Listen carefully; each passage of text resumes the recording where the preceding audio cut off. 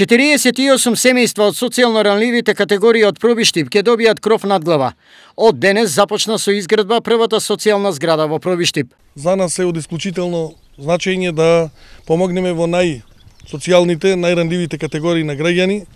и затоа целта ни е со нашите политики во делот на социјалата да обезбедиме кров на глава за најсиромашните семејства во нашата држава. Ние сме денес тука заедно со директорот на Јавното претпријатие за стамбен и деловен простор и градоначалникот на Пробиштип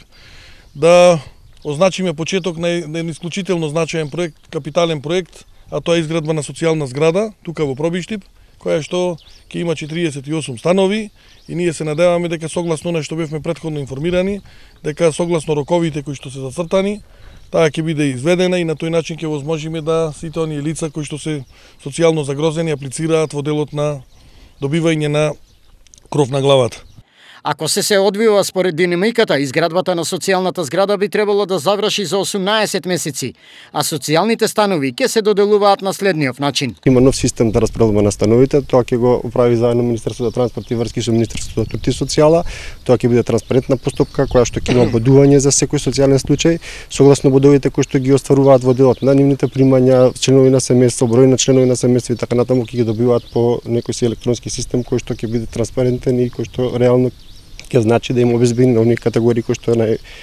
се најзагрозени и најќе им треба стамбено прашање. Првата социјална зграда во Пробиштип ќе го реши горчливиот проблем на овие семејства, истакна градоначалникот Драган Анастасов. Еден огромен капитален проект каде што решаваме горлив проблем на